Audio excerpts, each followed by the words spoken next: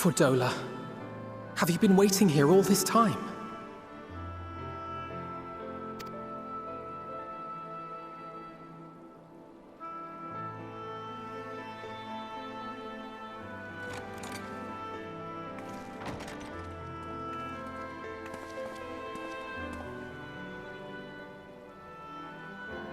We have done what we can. The rest is up to him. May we see him? I do not think that wise. You must let him sleep.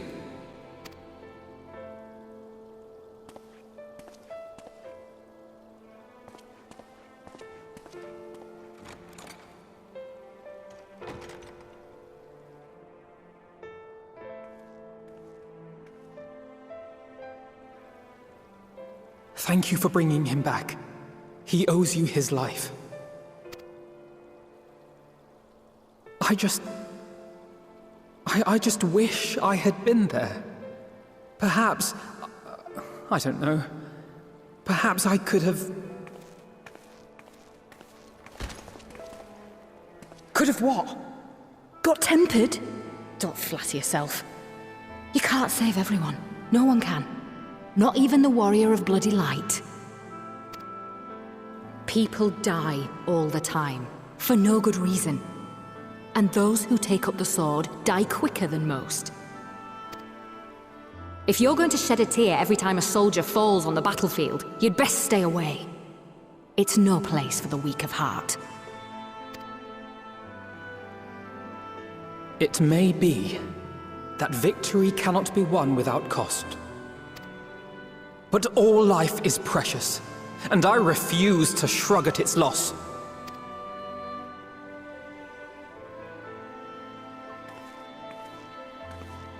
All life is precious! Oh, you need to grow up, little man. Before your sparkling ideals get everyone killed.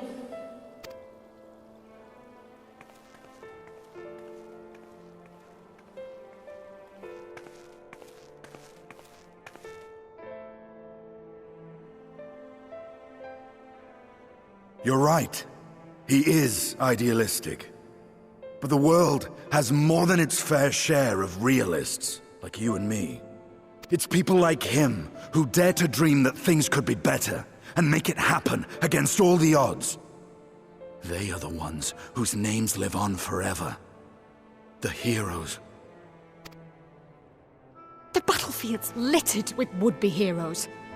At this rate, you lot'll be next. And what'll become of your precious dreams then? They'll be gone.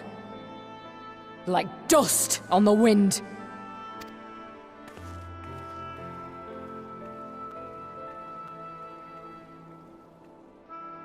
Dreams worth fighting for don't die so easily.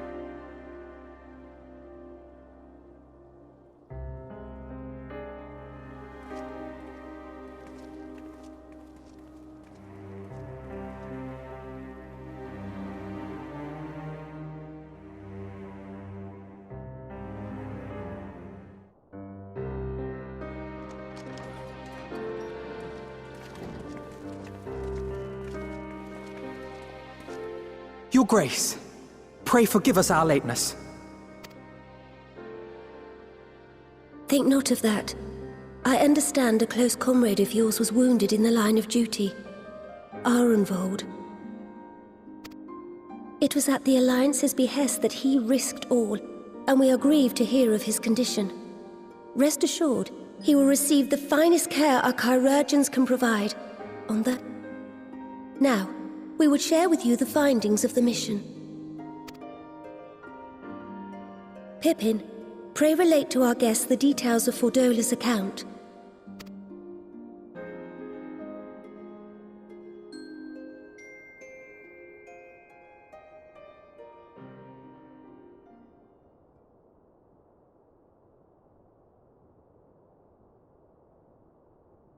First Bahamut, now Ifrit. Or Lunar Ifrit, as Fan Daniel would doubtless have it.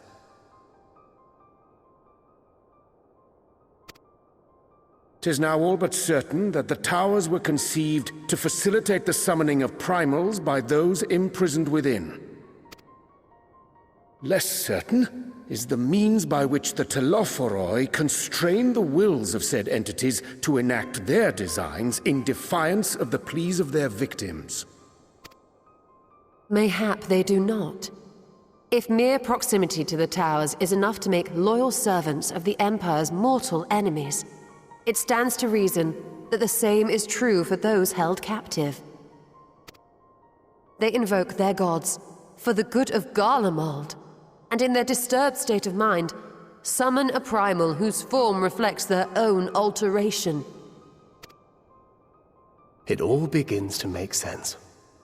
Upon closer inspection, I realized that the towers bear a striking resemblance to a much larger structure which Urianger and I observed from afar during our visit to the Imperial capital.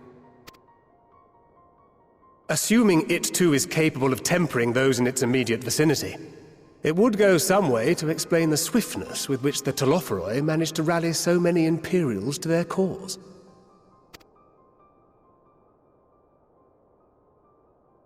While the situation in Garlemald is indeed troubling, I fear we have more immediate concerns. Ifrit was not the only primal summoned. At approximately the same time, observers at several other towers bore witness to the emergence of further such entities.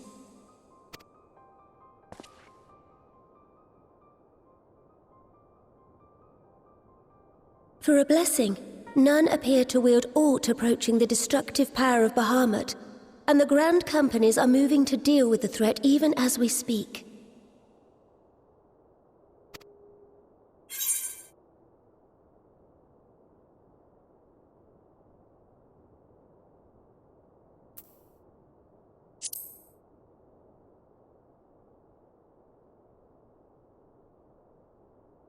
Though we are aware that the task will not be easy, we would call upon the Scions only as a last resort.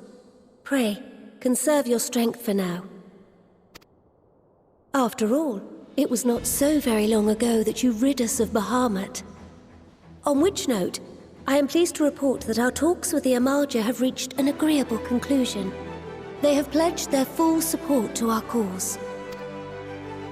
It is our hope that this historic agreement will encourage other tribes to join us at the negotiating table. And I know that I speak for all of the Allied leaders when I say that we will welcome them with open arms at such time as they do. Of course, this was only made possible by the feats of heroism performed at Paglfan. Moreover, we shall not allow the sacrifices of those fallen in battle to have been made in vain. As hope leads to victory, shall victory lead to a new dawn for Eorzea. May these words ever be our guide, Your Grace.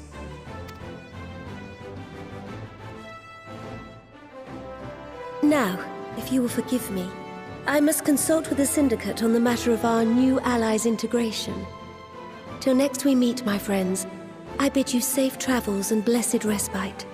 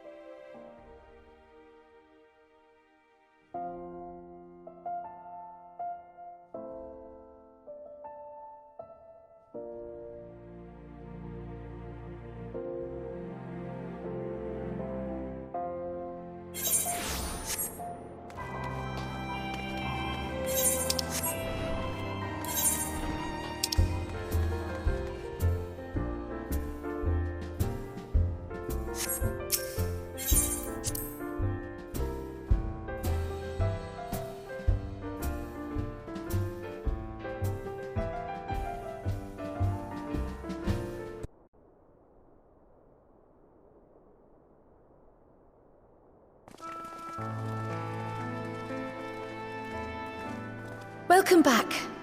I expect you must all be exhausted. Ere you take your rest, however, I would beg a moment of your time.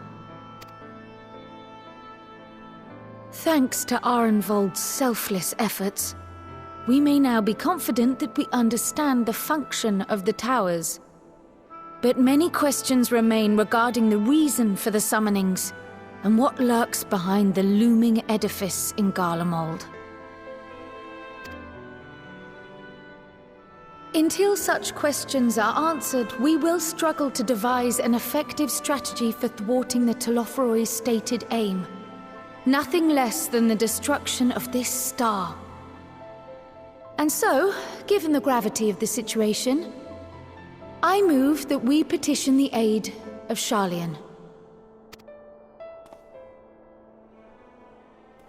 It is possible the ancient knowledge preserved within our archives may hide a clue to our enemy's methods. But given Sharlayan's established policy of non-intervention, our former colleagues are not like to aid us in its discovery. Oh, I well remember what they're like. The Forum's barefaced refusal to assist you in the days prior to the calamity must rank as Sharlayan's most shameful act since the Exodus. But were the final days to be reenacted, it would spell doom for us all. Surely even they cannot turn a blind eye to that. I trust we are all of the same mind on this matter. Urgent as it seemed, I took the liberty of petitioning the Alliance for leave to act as Eorzea's emissary, and have since received their blessing. I presume your role as a student of Baldessian will carry some weight with the Forum? One can but hope. If truth be told, our organization has been a shadow of its former self ever since the disappearance of the Isle of Val. But the name does still retain some degree of prestige. I only pray it will be enough. If there are no objections, I shall depart for Sharlayan at once. But before I do, I should also mention the other matter to which I would devote some time during my stay. After hearing what transpired in the first, I began to question the true nature of Hydaelyn's blessing, a topic I have discussed at some length with Y'shtola. We were wondering, when was the last time Hydaelyn spoke to you directly?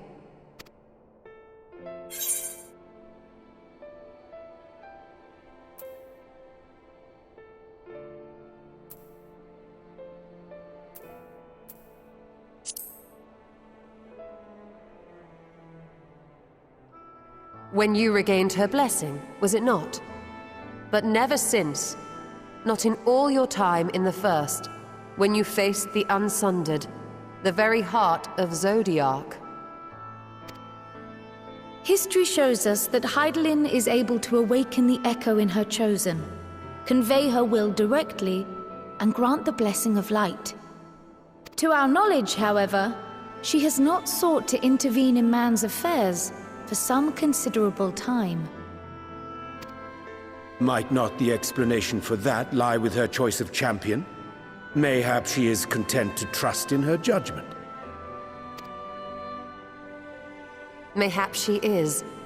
But following my initial discussion with Kryl, I made inquiries of my own, and as far as I am able to tell, Hydaelyn has not made her will known to anyone. During my time in the First, the Oracle of Light spoke to me through Reen. But that was not the will of Hydaelyn. It was Minfilia herself. Indeed. And while she and Hydaelyn were inextricably linked, Minfilia yet acted of her own volition. A messenger, yes, but one who spoke with her own voice. I wonder, could Hydaelyn's silence suggest the presence of some disruptive force, perhaps? Some obstacle to communication? While I share Urianger's high opinion of your conduct, I see no reason why she would deny you her guidance altogether. Then again, who am I to say? The fact is, we simply don't know. But if the explanation is to be found anywhere, I can think of worse places to look than the archives of Sharlayan, and their research on the Ethereal Sea in particular.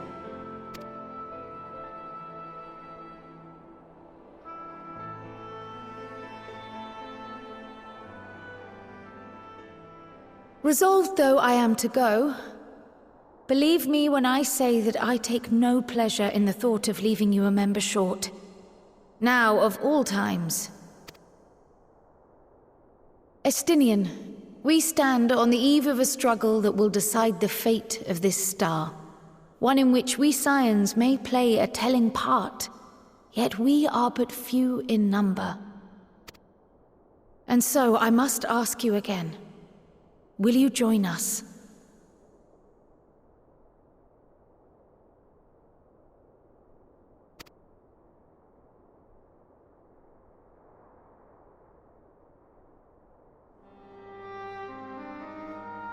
You see the world the way you want it to be.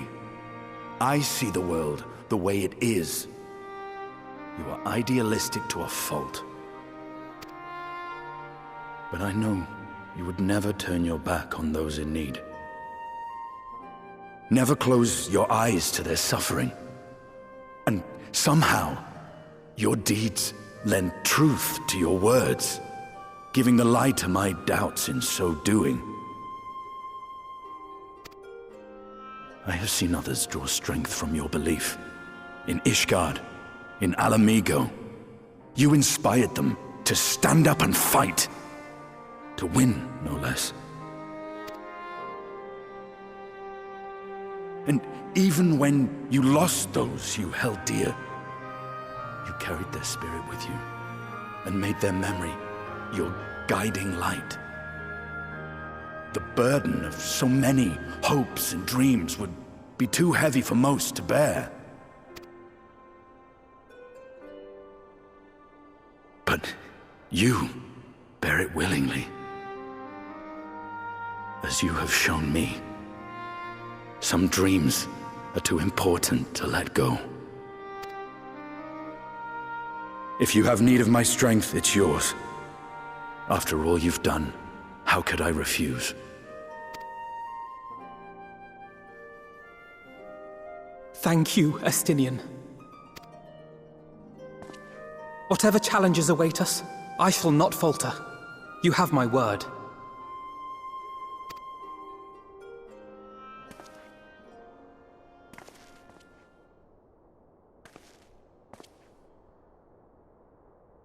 And now, I may bid you farewell.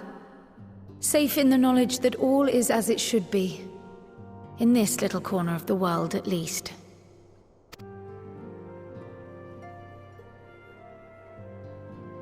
You will be sorely missed. Tread warily in Sharlayan, and do try not to let the Forum embroil you in their politics. A forlorn hope, I know, given the individuals involved. I shall do my very best. Farewell.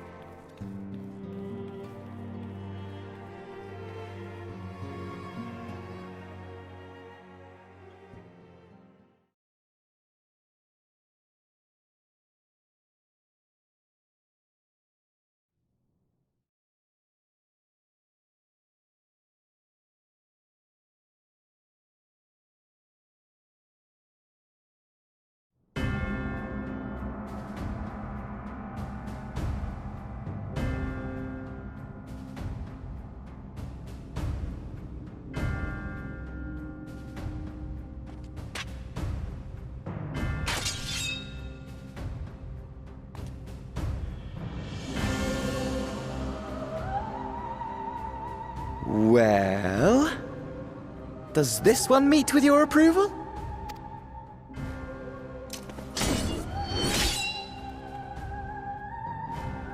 Apparently not. Or could it be that you're still upset about the dragons? You are unwise to remind me of so costly a failure.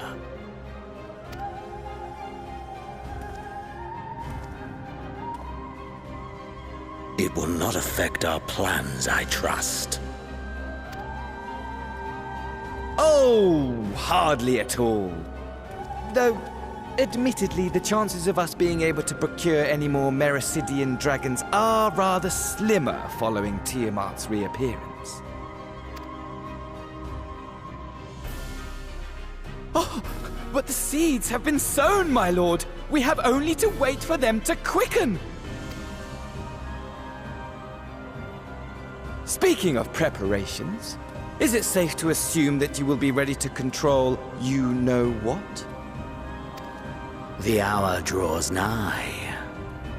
This nation, forged for Ascian ends, will finally prove its worth. A mighty empire, now no more than an instrument of this star's destruction. What a pleasure it will be to put it to use. Which brings me back to our earlier topic. My lord, while I appreciate that it is not an easy decision, it really is past time you chose your weapon.